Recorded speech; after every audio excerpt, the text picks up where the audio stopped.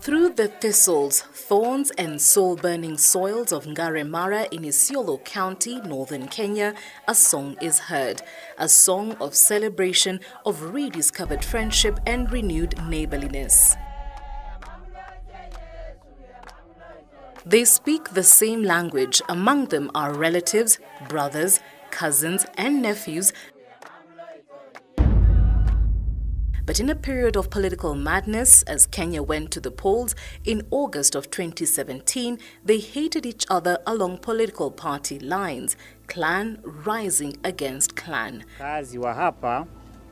Today, in a culmination of months of community-centered peace negotiations, they sign an agreement to return to peace and mutual respect.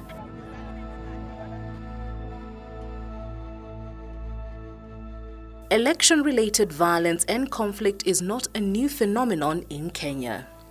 Usually perpetrated along ethnic lines, electoral violence has been cyclic in the country since the introduction of multi-party politics in 1991, occurring every election year in different parts of the country.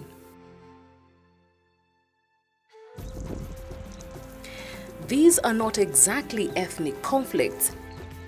These are conflicts whose roots are based on local-level issues, injustices, poverty, and diminishing resources. The worst of them yet was witnessed after the 2007 elections. Approximately 1,000 people died, close to 500,000 displaced, and the economic impact was dire.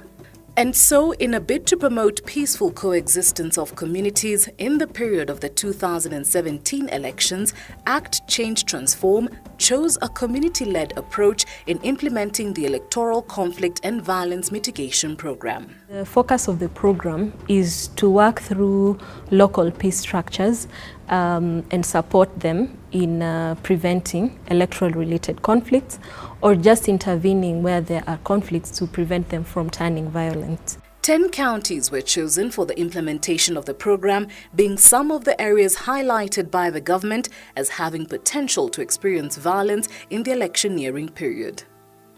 These were Marsabit, Isiolo, Garissa, Meru, Nairobi, Mombasa, Kwale, Kilifi, Tana River and Lamu counties.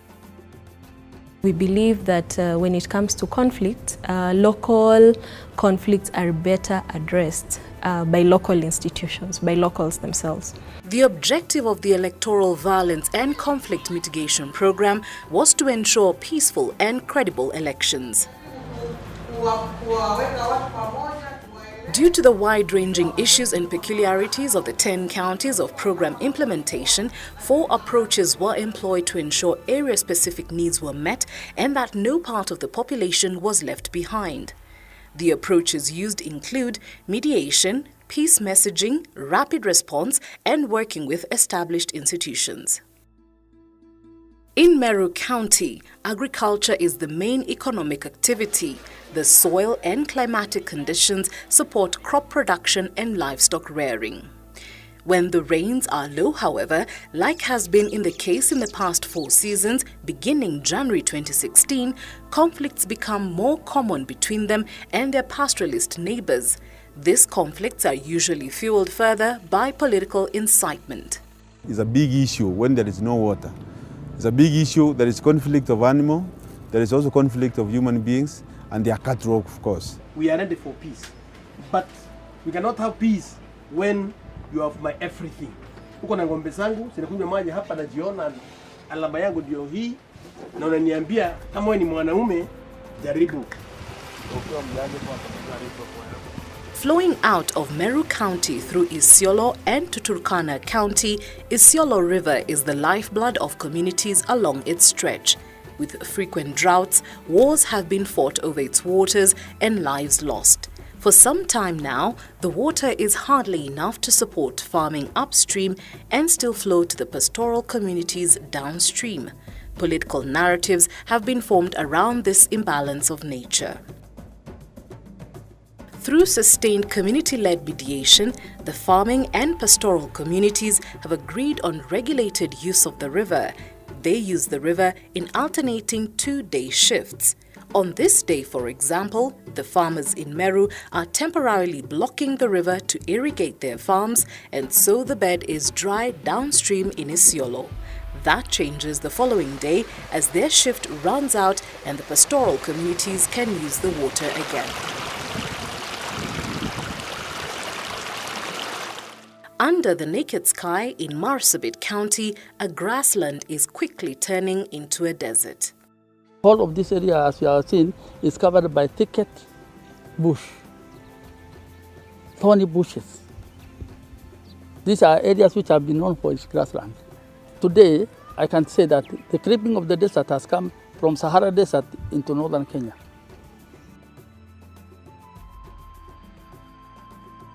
Mambo ya kupigania juu ya nyasi, juu ya maji, kama resource based conflict pia ikaanza kukuja. Wakati wa kiangazi wanatumia maji ya msitu, pande wa Rendile wanatumia, pande wa Borana wanatumia, na kule open area nyingine ya grazing pia kuna nyasi mzuri hapo kati yao, wakikuwa walishia vizuri, lakini vile hiyo mambo ya siasa ikakuja ikaleta mambo ya ukabila sasa. This settlement of internally displaced people is currently the only sign left of the Songa-Badassa conflict as mediation advances between communities involved on sharing of pasture and collaboration to curb cattle rustling. Wakati amani imeingia ndio kila mtu emerudi, ndio tukaanza tena mambo ya amani, ndio tumeanza tena kutoka square one, ndio tumekaa chini na wasea Borana na wasea Gabra, wasea Rendile, ndio kutoka saa hii hata tulianza kutoka 2014 tumekuja upande hii, ndio hata kila mtu imefaidika, hata kila mtu imepika hatua mbili hatua moja. With a population of approximately 1.2 million people and an ethnic diversity rivaling that of the entire country, Mombasa County still battles historical land injustices and perceived political marginalization. Nchi yetu ni ya jumbo, ni nchi yetu sote. Hamna mbara, hamna mpwani. Hii nchi ni yetu sote. Ile wajua wewe mama. Unajua mbara anaandikwa hapa juu, mimi ni mbara. Huwaoni? Wanaonekana tu. Inter-ethnic conflicts are both complex and delicate here, taking many forms, from cessationist movements to radicalization and neighborhood gangs supported by a large population of young people without jobs and professional skills.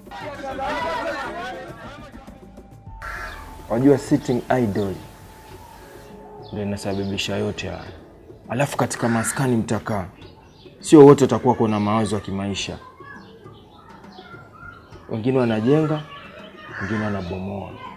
Sasa wewe mwenyewe ukiwa na akili ndogo na kutokufikiria kimawazo, unaweza shawishika na ukaingia katika kikundi ambacho sio kizuri. Shida kubwa ilikuwa ni vijana, mambo ya uhuni, mambo ya kutumia madawa, mambo ya mugging, hata vile kutumiwa na wanasiasa pengine kwenda kuweka fujo mahali fulani. Visa kama ukiangalia hapa mahali ilikuwa mtu hawezi kupita. Unasikia kila siku kama kuibiwa simu 20, simu 30. Wasungu pia ilikuwa no going zone.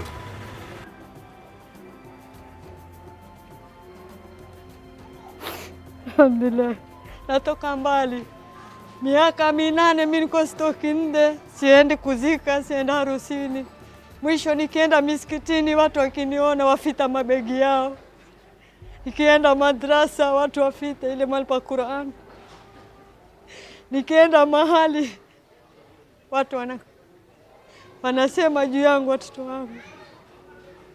Niko sina raha. Wamepatiwa sessions za counseling. Akili zao zimeregeshwa katika binadamu. Pengine akili zao zilikuwa zimeenda katika hali ya unyama sasa. Tuko na wao na Mungu akipenda watakuwa vijana wazuri zaidi ya hivi ambavyo tunavyokuta sasa. Lakini tunashukuru Mungu baada ya kupata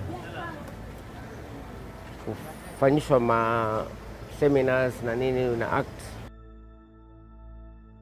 Katika bodaboda sisi ndio kama vijana, na vijana wao huwa ndio wanatumika kwa wakati wa siasa, wakati wa pia uhalifu, kwa sababu wao ndio wenye nguvu.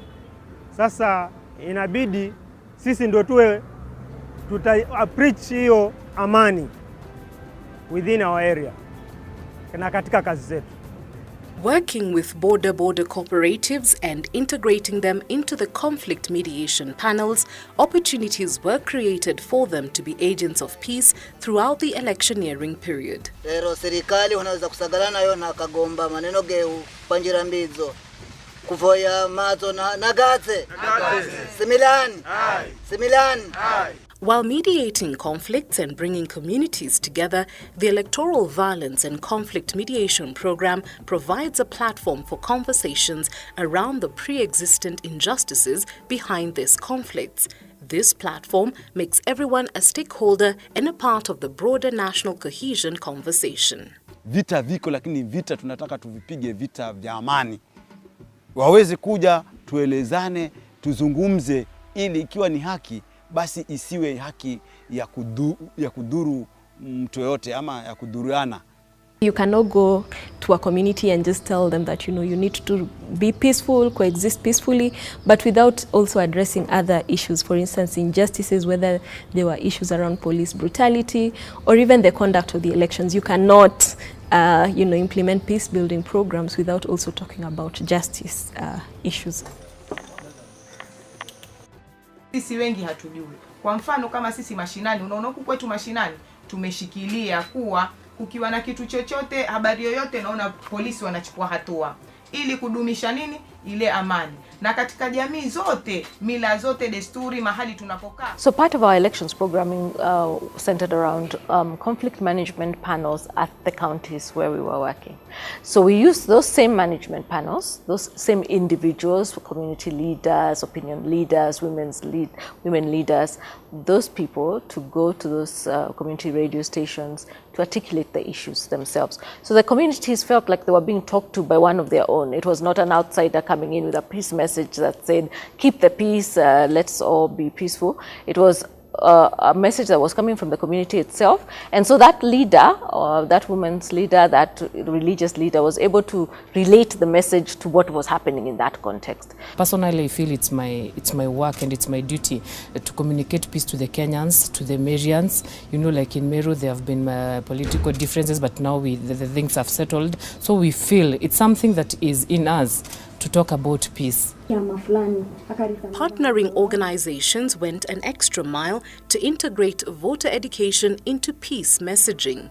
Making use of celebrated journalists, they organized debates for various electoral candidates. We were able to organize for these electoral debates for candidates in different positions, from the member of county assembly to the gubernatorial level. All the 6 positions. We even wanted at some point to organize for a presidential, debate that would bring all the presidential candidates to specifically discuss about the coastal agenda. Could we get to know what the presidential candidates, for instance, would want to address the issues of violent extremism that has been, affecting our people over time in the region. The Somali community of Garissa County is largely patriarchal, and while women for a long time did not have their seat at the decision table, they have always found their place in the hearts of the people through music and poetry. Women, they activate the war, at the same time they are the ones who can cool it down. So there were some women who could use war songs, which will force men to go into war. But we called these women and told them, please stop this, because the effect of this is what is going to hurt our people. Because preventing conflict through timely community-level intervention may not always be possible, a rapid response was integrated as an element of the program. Command centers were set up in Isiolo and Malindi, with the police working in collaboration with members of the conflict mediation panels, civil society organizations, and other stakeholders to receive and respond to conflict emergencies as they came, during and shortly after elections. Toll-free emergency numbers were given to community members in those counties to enable them reach the command center for immediate action. We even came up with what we call a county contingency plan, that in case this happens, this is how we are going to react.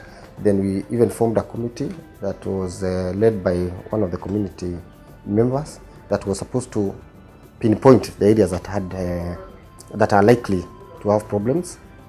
We identified our hotspots in all the county and the likely scenarios that are likely to come out, and then we worked out on the strategies to make sure that they don't happen. We use religious leaders. As Lamu County, most of the people, we kind of listen to more to our religious leaders. So we use them to preach peace, both Christians and Muslims. So we do like interfaith meetings with religious leaders from different religions. And then we urge them to go to their areas, talk about peace, preach about peace in different places in Lamu County.